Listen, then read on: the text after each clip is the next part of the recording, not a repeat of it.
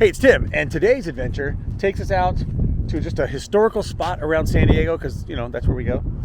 It's called the Cabrillo National Monument, and there's a big, giant, super old, 200 years old, something like that, lighthouse we're gonna go take a look at. We get to go inside it and check out how it was made and how it works and everything. But first, we're stopping off right here to check out the view. And with me today, of course, is Audrey, that girl, and there she is over there.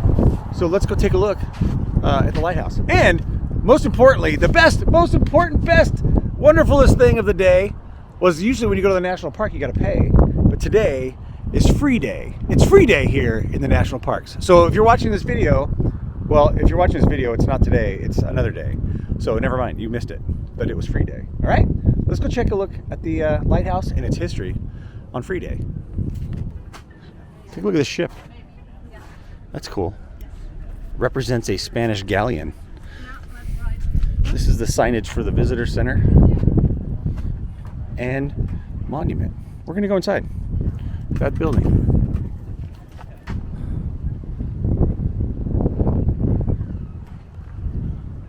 We got the flag flying high today. And I do believe we have to wear our facial coverings here inside the visitor center. Oh, good, they got snacks. Oh, there's an auditorium. There are vending machines. It's closed. That's closed. Okay, take a look at this view here. That's amazing.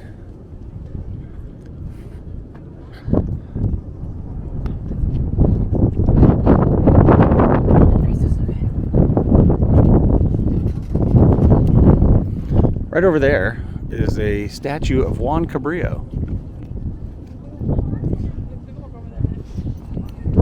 And Audrey has just let me know that we can walk over there next. And we will. Oh, there's a helicopter coming in.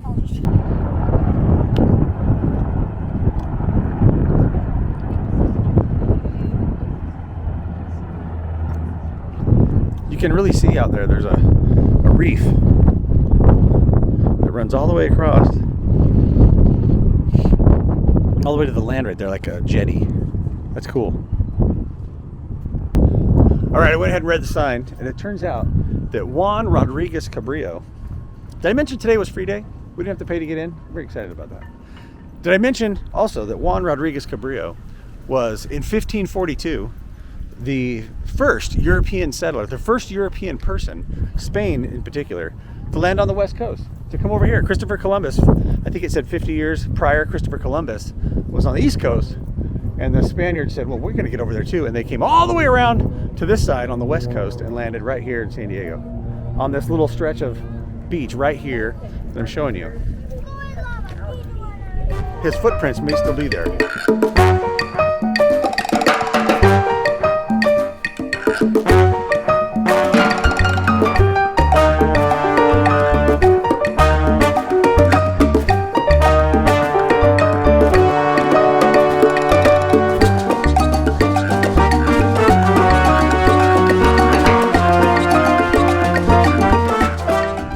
Look at these neat wooden benches.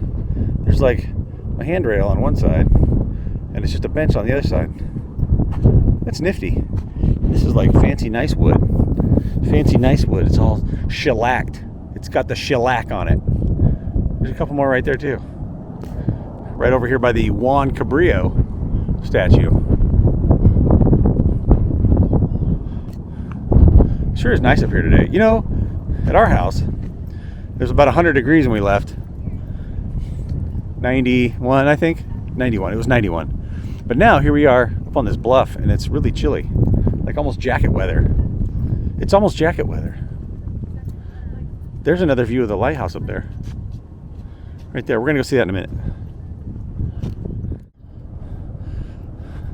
So in World War II time, when there was World War II going on, San Diego was a big naval presence, big military presence, Marines, and so if somebody wanted to attack us, you know, the United States, this was a prime spot to attack militarily, and so there was a lot of defensive stuff going on. So right up here is this little bunker house, because we're up on the Point Loma, which is on the west coast here.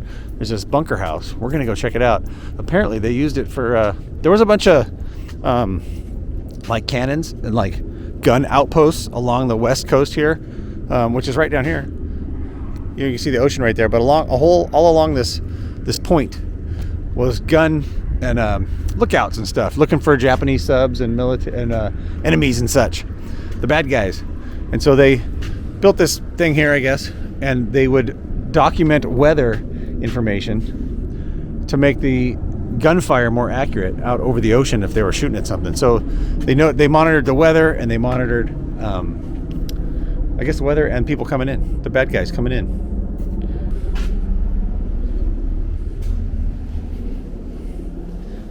Yeah, cool. There's the light switches. Hey, you know what's cool? I have a key to turn those on and off. Right here on my keys. It's good to be an electrician. That fits right in there, and we can turn the lights on and off. But we're not going to do that because we're just here visiting. There's a gigantic bullet. Look at this bullet. This is what they would shoot at you if you were coming to invade. They shot that right at you.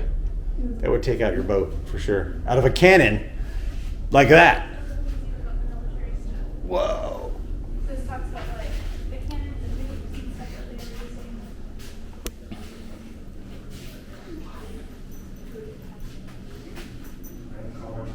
All right, so inside the bunker, it's really small. It's not a bunker, but like a radio house. It's really tiny, and there was a whole bunch of people in there and videos playing, and it was really hard to like talk about stuff. But anyway, we're gonna go up these stairs right here, and we're gonna go check out a real bunker that's still here from World War II. At least that's what the sign says. So here we go up this path. Probably gonna see a great view, huh? Apparently. Let's go see if this bunker's up here. Coastal Artillery. Oh yeah, cool. Sorry, I got a little excited. I've never been in here. This is the Coastal Artillery Control Station, used from 1943 to 1946.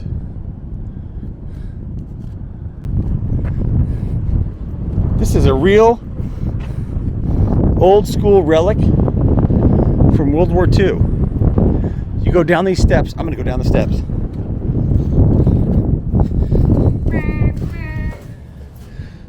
Battery E.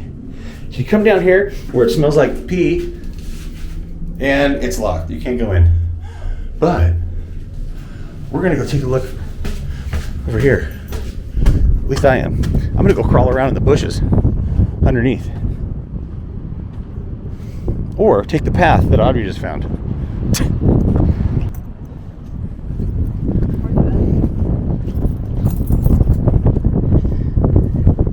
Take a look at this. This is where they would stick their guns out. They would stick their guns out right there, right? And then they could shoot at stuff out over the ocean if they were going to attack. That is pretty cool. And inside there, it's probably all like a concrete bunker thingy. See, there's a lower section. The doors are all closed. And then there's an upper section up there. That's pretty awesome. I never knew that was here. The bushes have obviously overgrown just a little bit, right?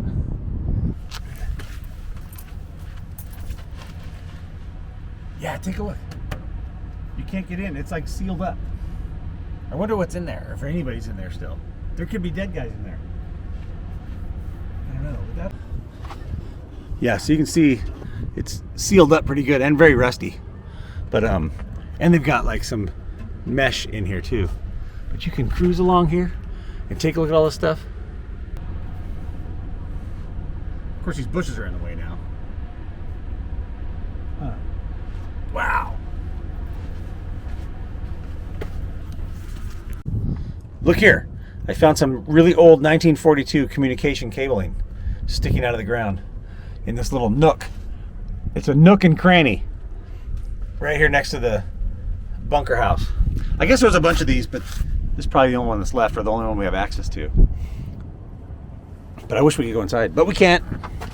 We're just tourists. What a great, cool little piece of history. That was a neat little bunker thing. Sorry, I get kind of excited when I see stuff like that. It's really awesome. We're gonna walk down this trail as we get closer to the lighthouse and see if there's another bunker. There could be another one, because I know, because I watched this episode of Ken Kramer about San Diego, and there were several of those bunkers. But it doesn't look like it. So we're gonna be making our way to the lighthouse next, which is right there. See it? We're going there next. After I show you this amazing view.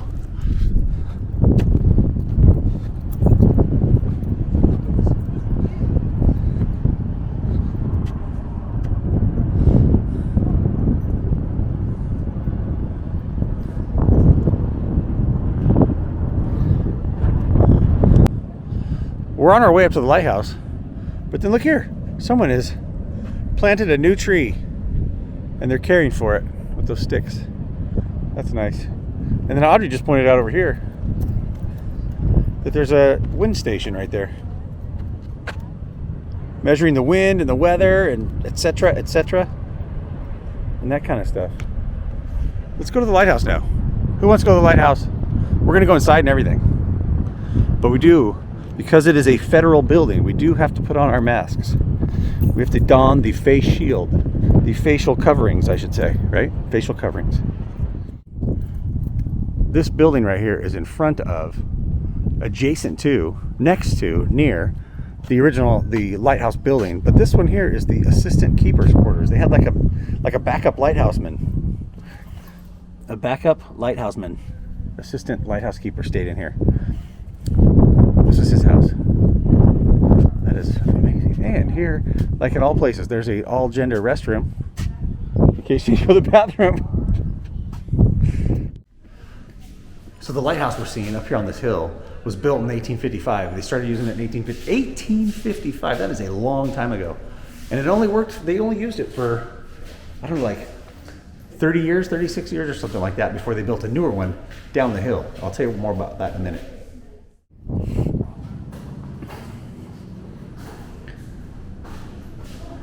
That is a big piece of glass right there. That's the original lens from the Ballast Point Lighthouse that was down below.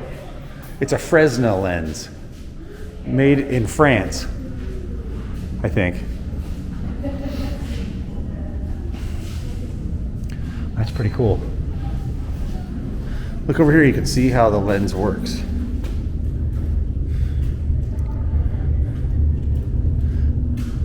It's pretty cool. And we can go over here and touch the buttons. Oh look, different kinds of lights. This is without the lens, without the Fresnel lens. This one has like a Fresnel type lens on it. Oh, it's kind of brighter, I guess. This one doesn't work at all. There's a picture of Augustin Jean Fresnel from 1788 to 1827. He developed the way that the light refracts through the lens to make it brighter. And you wouldn't need to have as much power, and the light would travel further. He was a genius, a lighting genius. There's a little tiny one. I imagine you'd have to like get up there and clean it with a rag. Like get up inside there and clean it. It would get dirty. Look at the old lighthouse keeper. There he is. He's got real eyes. That's pretty freaky looking. And here's his wife. The old lighthouse wife. The lighthouse keeper's wife. So like I was saying, this lighthouse was put into service in 1855, and it had to be retired only like 36 years into service because it's way up here on top of this hill. It's up on top of the cliff, the bluff, and it was higher than the fog. So they built a new lighthouse down lower, closer to the water. Let's see what year that was. 1891. So 1891, that is so long ago. That's over 100 years ago. That's crazy. And the technology that they had in the 1800s to protect ships and from hitting the bluff in the fog. Now I've lived here almost all my life, and we hardly ever have that gnarly a fog. So it must have been worse back then. You know what I forgot about wearing a mask? Is it fogs up my glasses really bad. Okay, now because we're outside, I can take this thing off. and my glasses will stop fogging up. But we're gonna walk around to the other side and go inside the big lighthouse, which is gonna be awesome. And so a long time ago out here, they didn't have any running water. There was no well, there was no water. I think the well was pretty far away, so that they made a catch basin. So when it would rain, the water would all fill into the catch basin and then flow down into a, it's like a big giant funnel, a big concrete funnel here at the lighthouse. Are you ready to go inside? I'm ready to go inside. Let's go inside and we can go and see the light that they're using now in the lighthouse, which is going to blow your mind. It is an amazing light bulb. But we're going to go in there right now and see what they used, how they lived way back in the 1855s. After I find out what happened to Audrey. Audrey!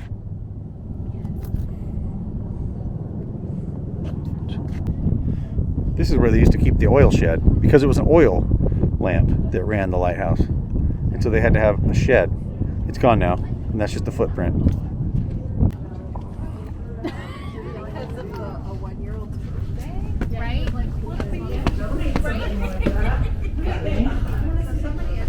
Ooh, going in the lighthouse. Let's look over here. What's this? This would be the living room, complete with a rug. Oh, this is like a Couch, some kind of lamp right there. an oil lamp. Yeah, and my reflection. That's probably, sorry about that. That's probably really not good. This is all, of course, remanufactured. And on the other side Kitchen. is the kitchen. Yeah, so it was like, where'd they sleep? Okay, here. Oh, you know what? There's another room off to the back that you can't get to. Right back after Audrey moves. There she goes. Right back in there is the kitchen. We can't go in there, I don't think. But this is there's a stove and a table. Look at that. This is outside. What an amazing view. Let's go up these. Oh, you know what? There's a second floor. Let's go up these here stairs. Is that the bedroom? Oh, the bedroom.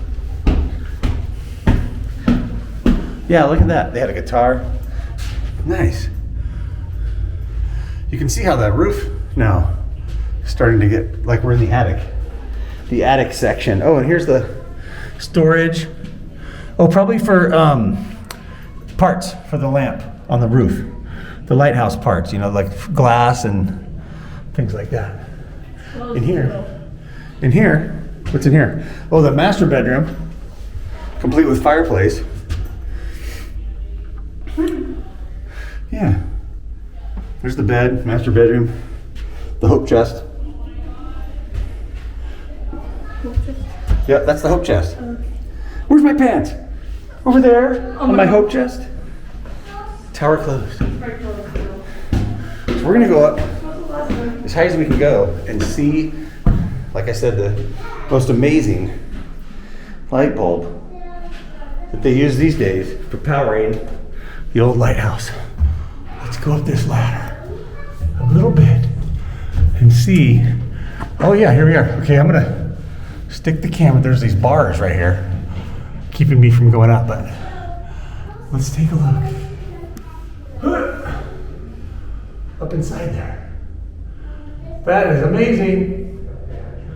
There's still glass up there. And the beautiful, probably about 100-watt LED lamp. Light bulb, screwing light bulb.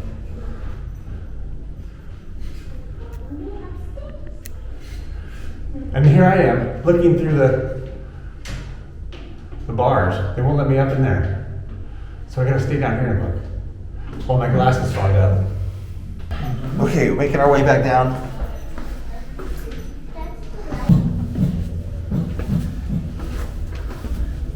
Crazy spiral stairs. Definitely not a luxurious living. And not very big.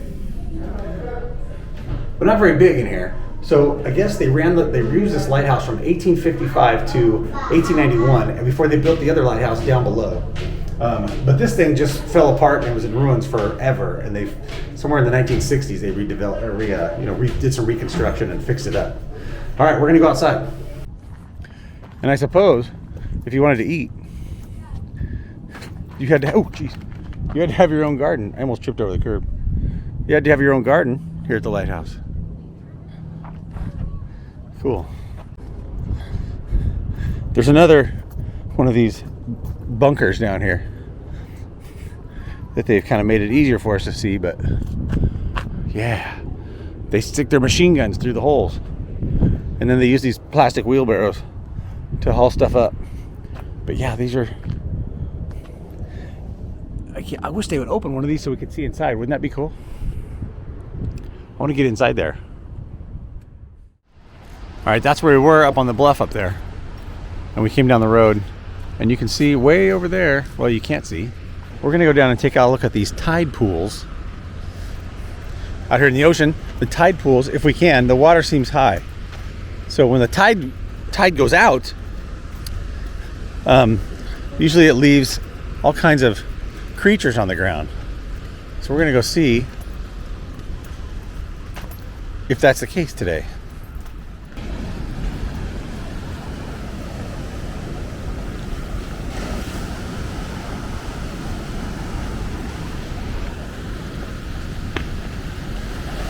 That sure is pretty.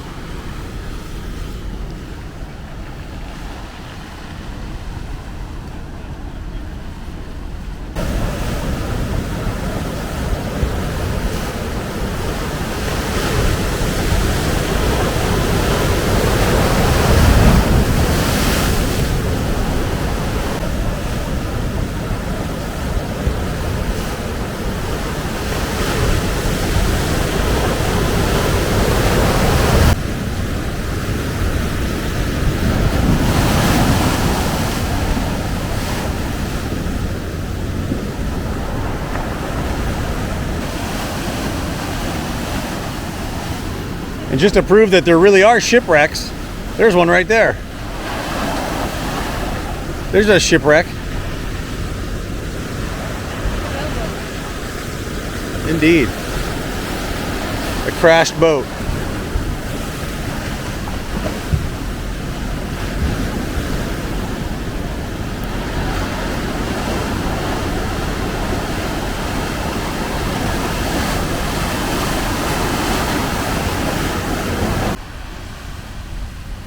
We just came up those stairs now.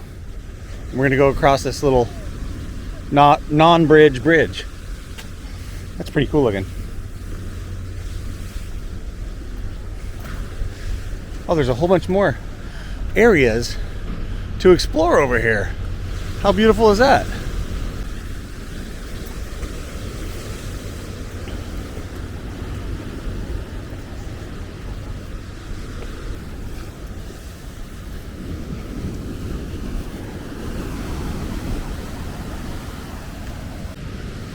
All right, well, I guess that's it. Thanks for coming along with us today. We saw the lighthouse, we saw the Cabrillo National Monument. We came down here to see the tide pools, but the water's too high, the tide's up. So when the tide goes out, then it exposes all these nooks and crannies in the rocks, and then you can find little sea creatures and stuff, but the tide's too high. So all we saw were these super cool waves. But you like that, right? We saw the waves. Anyway, we gotta go now because Audrey's got dance class and theater practice tonight. So we are headed home. Thanks for coming. This is the end right here. This is the end of the video. It is over right now.